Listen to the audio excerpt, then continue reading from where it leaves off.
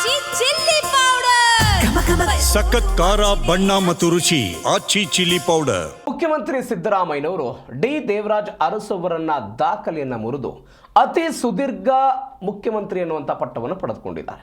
ಇದೀಗ ಮಾಜಿ ಸಂಸದ ಪ್ರತಾಪ್ ಸಿಂಹ ಹೇಳ್ತಾ ಇದ್ದಾರೆ, ಸಿದ್ದರಾಮಯ್ಯ ಅವರನ್ನ ದೇವರಾಜ್ ಅರಸು ಅವರಿಗೆ ಹೋಲಿಸಬೇಡಿ, ಸಿದ್ದರಾಮಯ್ಯ ಅವರನ್ನ ದೇವರಾಜ್ ಅರಸು ಅವರಿಗೆ ಹೋಲಿಸಬೇಡಿ ಅಂತಿದ್ದಾರೆ. ದೇವರಾಜ್ ಅರಸು ದಾಖಲೆ ಮುರಿದ ಮುಖ್ಯಮಂತ್ರಿ ಸಿದ್ದರಾಮಯ್ಯನವರಿಗೆ ಅವರಿಗೂ ಮತ್ತು ಇವರಿಗೂ ಹೋಲಿಕೆ ಮಾಡಬೇಡಿ ಅಂತ ಪ್ರತಾಪ್ ಸಿಂಹ ಅವರ ಮಾತು. 2792 ದಿನಗಳ ಕಾಲ ರಾಜ್ಯದ ಮುಖ್ಯಮಂತ್ರಿ ಆದವರು ದೇವರಾಜ್ ಅರಸು 2793 ದಿನ ಆಡಳಿತ ನಡೆಸುವ ಮೂಲಕ ಸುದೀರ್ಘ ಮುಖ್ಯಮಂತ್ರಿ ಅಂತ ಸಿದ್ದರಾಮಯ್ಯನವರು ಒಂದು ಹೆಗ್ಗಳಿಕೆಯನ್ನು ಪಡೆದುಕೊಂಡಿದ್ದಾರೆ.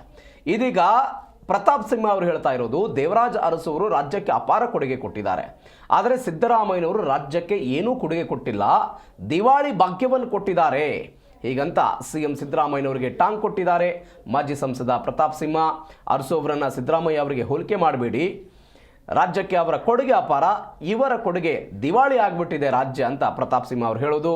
ಸುಮ್ಮನೆ ಕೂತರು ಎಲ್ಲರಿಗೂ ವಯಸ್ಸಾಗ್ಬಿಡುತ್ತೆ, ಸಿದ್ದರಾಮಯ್ಯ ಸುಮ್ಮನೆ ಕುರ್ಚಿಯಲ್ಲಿ ಕೂತು ದಾಖಲೆ ಮಾಡಿರ್ಬೋದು. ಕರ್ನಾಟಕದ ಇತಿಹಾಸದಲ್ಲಿ ಅತಿ ಹೆಚ್ಚು ಸಾಲ ಮಾಡಿದ ಹೆಗ್ಗಳಿಕೆ ಇವರದ್ದು. ಇದು ಸಿದ್ದರಾಮಯ್ಯನವರು ಕೊಟ್ಟಂತಹ ಕೊಡುಗೆ. ಅನ್ನಭಾಗ್ಯ ಕೂಡ ಸಿದ್ದರಾಮಯ್ಯನವರ ಕೊಡುಗೆ ಅಲ್ಲ, ಅದು ಮಾಜಿ ಪ್ರಧಾನಿ ಅಟಲ್ ಬಿಹಾರಿ ವಾಜಪೇಯಿ ಅವರ ಕೊಡುಗೆ.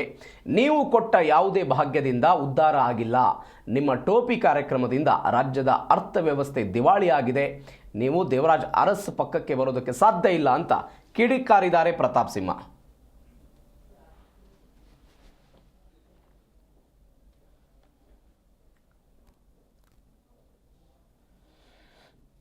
ಮೈಸೂರಿನ ಚಾಮರಾಜ ವಿಧಾನಸಭಾ ಕ್ಷೇತ್ರದಿಂದ ಚುನಾವಣೆಗೆ ಸ್ಪರ್ಧೆ ಮಾಡೋ ವಿಚಾರ, ನಾನು ರಾಜ್ಯ ರಾಜಕೀಯಕ್ಕೆ ಬಂದು ವರ್ಷಗಳೇ ಆಗಿ ಹೋಗ್ಬಿಟ್ಟಿದೆ ಅಂತ ಮತ್ತೊಮ್ಮೆ ಪುನರುಚ್ಚಾರ ಮಾಡಿದ್ದಾರೆ ಪ್ರತಾಪ್ ಸಿಂಹ.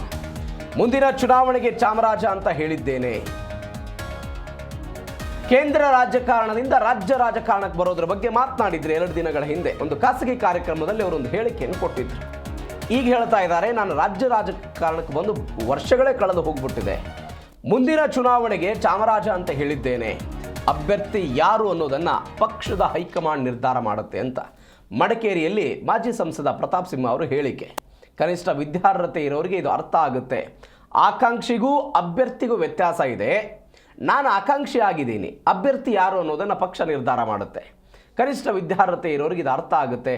ಹೆಸರು ಹೇಳದೆ ಕಾಂಗ್ರೆಸ್ ಶಾಸಕರಿಗೆ ಟಾಂಗ್ ಕೊಟ್ಟಿದ್ದಾರೆ.